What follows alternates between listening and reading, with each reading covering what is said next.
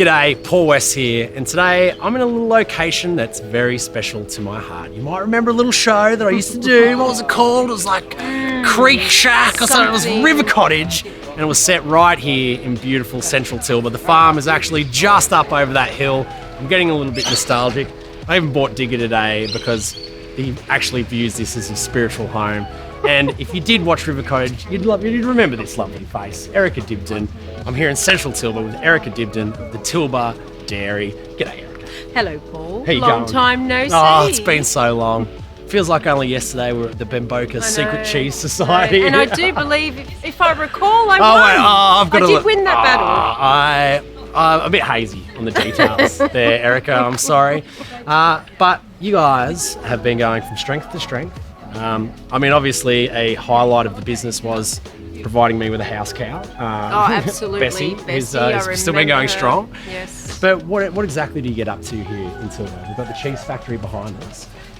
Well, apart from getting up in the mornings, laying around, drinking a cup of tea, pondering the universe, overlooking the fields of our farm, then coming to work. Yes, and that's at 4:30 a.m, right, isn't it? Yeah. Okay, not quite 4:30, Okay. but no. Look, I think that here, Tilba is a lovely balance, Paul.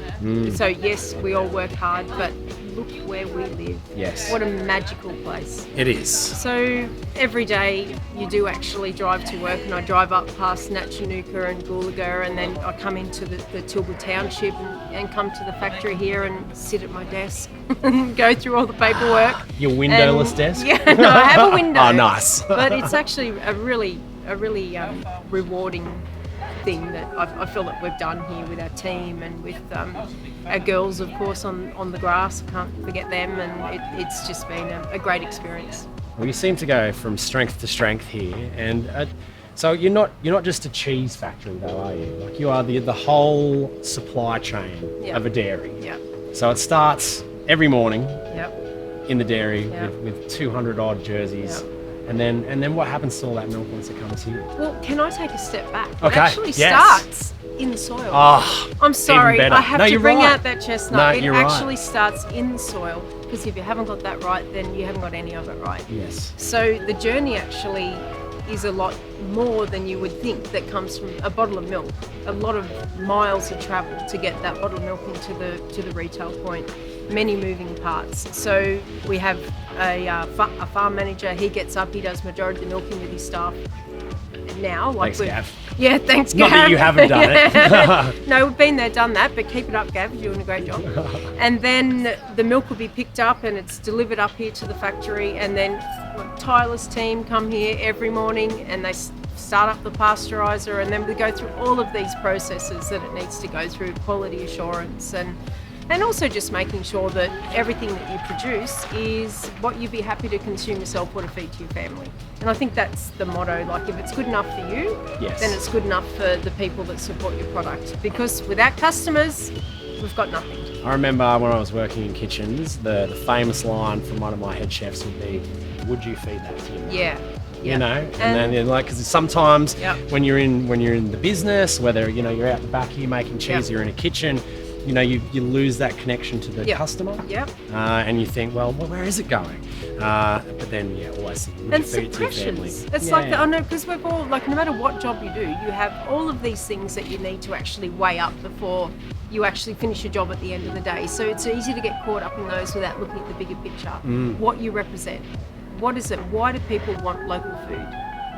Why? Because, well, we've got pristine air, we've got pristine water, we've got pristine soil, and there's all of the heart that goes into that. And I think that actually comes through in the product at the end. It certainly does. And Erica, how far, as the crow flies, are we from the dairy right here? About 2.3 kilometres directly that way. See, that's 2.3 kilometres, and people talk about food miles. Like, you can't even call that food miles, because I'm pretty sure in the old money that would be food mile and a bit. You can't even use the plural there, so it's not even food miles here at the Tilba Dairy. And going back to the soil, I mean, Australia is famous for having relatively poor soils, not hugely suited for agriculture. But here in Tilba, I mean, it's a very unique pocket. I mean, there's a bit of magic in the air. And I mean, I kind of believe that a lot of that magic comes from the fertility of the soil off here. Goolaga's just behind us. It's an ancient extinct volcano. Yeah. And it's been spreading that nutrition down over this basin for a long time. How does that make life for you as a dairy farmer, and I guess, as you said, like as a soil farmer? Yeah. I think it actually makes it an easier thing. It's not like you're dealing with mass production where you've gone and you've stripped all of the goodness out of the paddocks for the last 100 years. It's been fairly well maintained because you've had an excellent base to start with, and then you're careful what you put onto it. You want to build it up without using too many synthetic based fertilizers or soil conditioners or that type of thing. So we're not organic, but we do try and work on the natural elements of the soils. And why do you think Eurobodalla is such a perfect place to have a business like yours? Well, we're 3 hours from Canberra, 5 hours from Sydney, 8 hours from Melbourne, and who would not want to come to the Eurobodalla? I mean, really. It's the best. I know, you Tilba travel. in particular. You travel away and you go like, I just want to go back home. Yeah. I love the people here. It's a really nice community. It's a good feel. I mean, I wouldn't want to live. I mean, it's good to travel and good to expand your horizons, but I actually don't want to live anywhere else. Even better to come home. Yep, I know, and that says a lot, doesn't it? And I know that people, after River Cottage went on screen, people thought had asked me about Tilba and asked me if there was, like special effects, or if they dialed the colours up, or if it was really like that, or where do we find the actors, to be the characters. Yeah, that's right. The local recruitment agency, the Dromedary Hotel. But really, it was true. Yeah. In fact, it probably underplayed. It didn't do it enough justice. And Tilba certainly is. The Eurobodalla is a magic place, but Tilba is the jewel of the magical crown. Yeah, it is. And we get so many people coming into the factory, and we're talking, what, 5-6 years down the track, who still say, where does Paul live? Where does Paul live? And I say, well, it's out there, but Bermuda. He's on Mars. So it's the whole region too. So people have come on the tail end of that experience, and they're wanting to understand a little bit about what it means to be in the Eurobodalla and in the Bega Valley and in this general area, because it's just gold. Well, you'll have to come and try some of the best cheese on the planet for yourself and experience that Tilba magic, that Eurobodalla magic, all for yourself. Because we could talk about it all day. Oh, we could, absolutely. But really, there's only one way to really experience it, and that's to get on the ground and see it yourself. Yeah. Now, Erica, I'm going to do some cooking. Okay, even though it's cool. like cheese, I usually just do eating. Yeah, we can But do that we've too. got to, I don't know that quite constitutes a recipe, unfortunately. But maybe we'll have to taste a few. But I'm going to take a couple of the cheese and I'll whip something Okay. up. And a bit Wonderful. of the cream. I'm excited. Because people talk about the cheese here, they talk Yep. about your milk, but for me, my favourite, the cream. Oh my God. Because it's not thickened with gelatin, it's not thickened cream, No. it's your cream, and you can't get it anywhere else. You've got to come, you've got to get it here. But it's like, it's so close to being butter Yeah. that you kind of can't call it cream, really. It's so wicked that it's so the good best. that you just think, well, it's got to be healthy for you. Yeah. It yeah, has to be. Yeah. Yeah. You've got to drive a spoon into it. Like it's not, there's no thickening with gelatin. It is pure Tilba fat of the land. Jersey cream. Oh, it's the best. Actually, we haven't mentioned the humble Jersey cow. Oh, the beautiful of course, Jersey. the humble Jersey. Next time. Next time. I might okay. ride one next time. Or you could get me doing some hand milking for a laugh. Oh, again. Again. We could arrange that. Oh, it's been a while. Right, let's take some cheese, let's do some Excellent. cooking.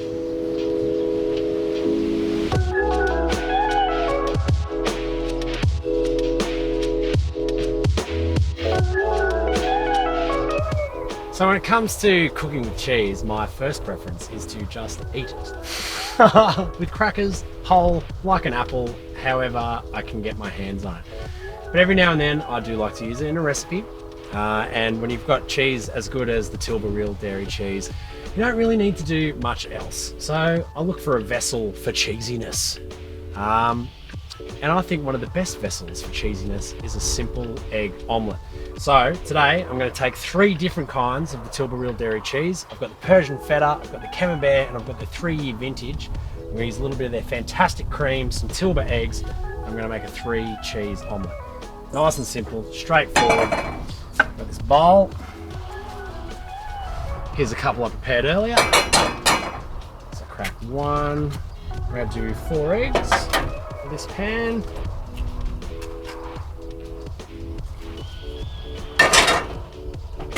2 eggs for me, 2 eggs for Digger, who, as you can see, is making sure he stays nice and close. Oops.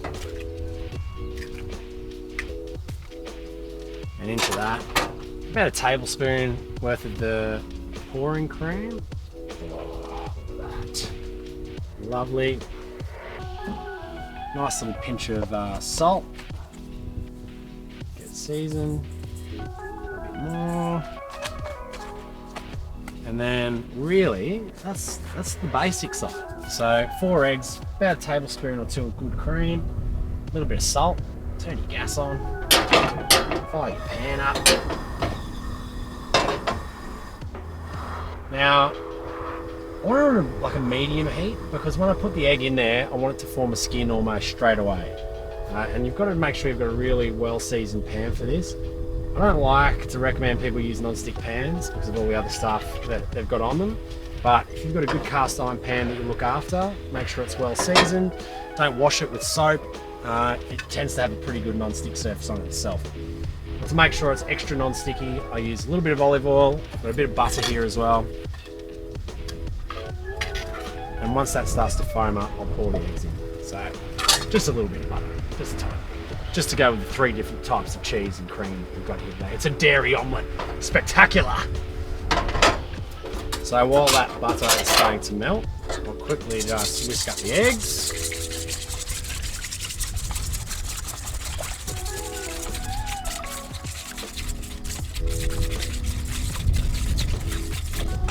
There we go, and look at that. Tilba eggs, like Erica was talking about before, you know, they're not just dairy farmers, you're actually farming the soil. And you know, that mountain over there, ancient volcano, Tilba's famous for how good its soil is, and you know, that's got cream in it and the egg whites, but still look how golden that mix is. That's what we like. We've got our omelette mix, bit of cream, get a little bit more heat there so the butter starts to melt. The big challenge here is, as you can see, it's got a little bit of a slope downhill, so trying to get the egg to cover it evenly, I'm gonna have to be onto it with the spatula. So let's get butter melting. And you know, I like to go hard on the butter. I like to go hard on the cheese, 3 different types of cheese, but I don't like to skimp on there because I want a really nice, almost like shallow frying the egg when it gets in the pan. You know, it's good fat's good for you. You know, we're hard on ourselves about some of the foods we eat, but eating really high quality fats like this, I mean, I'm no doctor, don't get me wrong, I'm not a heart surgeon, so please don't take this as medical advice. I don't want to be fined by the TGA, but a bit of good fat in moderation is good for you. And really, if you want to talk about living off the fat of the land, you'd be hard pressed to find land that is better than what is here in Tilba. So once that butter starts to foam, it's melted. Once it starts to foam, I'll pour the egg mix in, and then it's going to be the real test. Can I do the omelette without it sticking to the pan while it's also simultaneously facing downhill? I might just hold it there level like that. There we go. I'm just starting to see a little bit of bubble going on in that pan. I want to foam. So while that's happening, may as well take in the beautiful view. It's been a pretty tough gig, I have to say, so far, travelling around the Eurobodalla, cooking in all these spectacular locations. Oh. Okay, now we're talking. So now, pour your egg in. Lovely. And then I'm going to try and hold that as level as I can and just start to draw. Just work it around a little bit. So once it starts to set.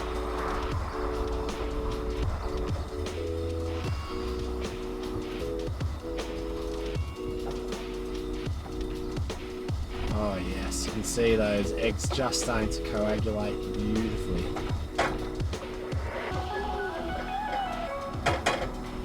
Now I'm just going to start working in from the edges a little bit. And once that omelette's just about set, I'll put 3 different types of cheese on here. So there's Tilba cream, there's going to be camembert, there's going to be Persian feta, there's going to be 3-year vintage. So going to be a very delicious omelette. Just keep slowly working it in. And while that's happening, just into half of it, break a little bit of this feta. Yum.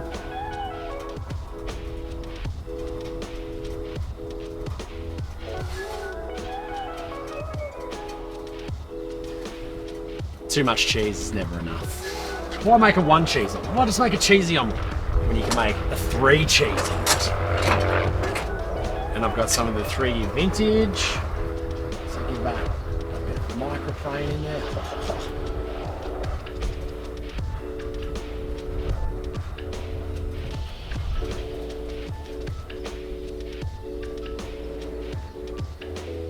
And then just to finish it off, just for good measure, just in case that wasn't enough cheese, a couple of thin slices of the camembert.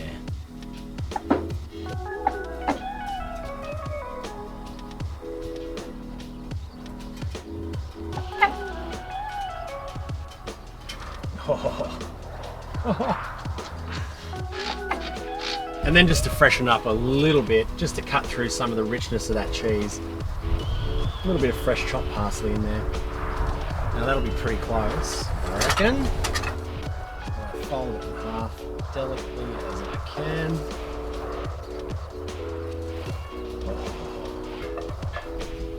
And there we've got a delicious 3 cheese omelette with Tilba Real Dairy cream, 3 different incredible types of cheese, eggs from Tilba, and that's lunch for Digger and myself. Sorted.